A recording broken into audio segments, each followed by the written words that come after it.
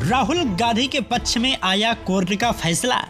कांग्रेस की हुई बहुत बड़ी जीत, भाजपा को लगा तगड़ा झटका। दरअसल आपको बता दें, कांग्रेस नेता राहुल गांधी की लोकसभा सदस्यता बहाली के खिलाफ सुप्रीम कोर्ट में एक याचिका दायर की गई थी, जिसे अब खारिज कर दिया गया है। मोदी सरनेम को लेकर की गई विवादित टिप्पणी मामले में राहुल गांधी को सूरत की एक अदालत ने दोषी पाया था, जिसके चलते उनकी सदस्यता चली गई थी। हालांकि सुप्रीम कोर्ट ने पिछले साल अगस्त में निचली अदालत के फैसले पर रोक लगाया, जिससे राहुल गांधी की सदस्यता फिर से बहाल हो गई। सुप्रीम कोर्ट ने न सिर्फ सदस्यता बहाली के खिलाफ याचिका को खारिज किया, बल्कि याचिकाकर्ता पर हर्जाना भी लगाया। अदालत ने याचिकाकर्ता को आधारहीन करार देते हुए याचिकाकर्ता अशोक पांडे पर 1 लाख रुपए का जुर्माना लगाया है। इससे पहले पांडे पर लक्षद्वीप के सांसद मोहम्मद फैजल की सदस्यता बहाली को चुनौती देने के लिए 1 लाख रुपए का हर्जाना लगा था। पांडे का कहना है कि जब तक कोई ऊपर की अदालत में निर्दोष साबित नहीं हो जाए, तब तक उसे सदन में वापस नहीं लिया जाना चाहिए। दरअसल सुप्रीम कोर्ट ने 4 अगस्त को सूरत की अदालत के फैसले पर रोक लगाई थी, जिसमें निचली अदालत ने पाया था कि राहुल मानहानि मुकदमे में दोषी है। सूरत की अदालत ने उन्हें 2 साल की सजा सुनाई थी, जिसके चलते राहुल की लोकसभा सदस्यता चली गई।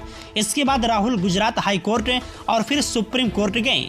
गुजरात हाई कोर्ट से तो राहुल को राहत मिली, मगर सुप्रीम कोर्ट ने अगस्त में निचली अदालत के फैसले पर रोक लगा दिया। सुप्रीम कोर्ट ने कहा था कि राहुल गांधी को मानहानि के लिए अधिकतम 2 साल की सजा देने की कोई वजह नहीं है।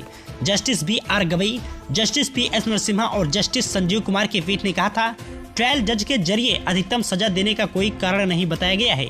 अंतिम फैसला आने तक दोष सिद्ध के आदेश पर रोक लगाने की जरूरत है। पीठ का कहना था कि ट्रायल कोर्ट के आदेश के प्रभाव काफी व्यापक हैं। दरअसल राहुल ने 13 अप्रैल 2019 को कर्नाटक के कोलार में एक चुनावी रैली के दौरान कहा था, सभी चोरों के सरनेम मोदी ही क्यों होता है। राहुल के इस बयान पर काफी विवाद मचा और फिर गुजरात के पूर्व मंत्री पुरेश मोदी ने 2019 में आपराधिक मानहानि का मुकदमा दायर किया। कई सालों तक कानूनी कार्रवाई चलती रही। इसके बाद पिछले साल 23 मार्च को सूरत की एक अदालत ने राहुल गांधी को दोषी माना और उन्हें 2 साल सजा सुनाई। नियमों के तहत अगले ही दिन राहुल गांधी की लोकसभा सदस्यता चली गई। इसके बाद कांग्रेस नेता ने अपने दोष सिद्धि पर रोक लगाने के अनुरोध के साथ सूरत की अदालत के आदेश को सत्र अदालत में चुनौती दी। हालांकि सत्र अदालत ने उन्हें 20 अप्रैल को जमानत दे दी और उनकी चुनौती पर सुनवाई करने पर सहमति व्यक्त की, लेकिन सजा पर रोक लगाने से इनकार कर दिया। इसके बाद राहुल गांधी 15 जुलाई को सुप्रीम कोर्ट पहुंचे।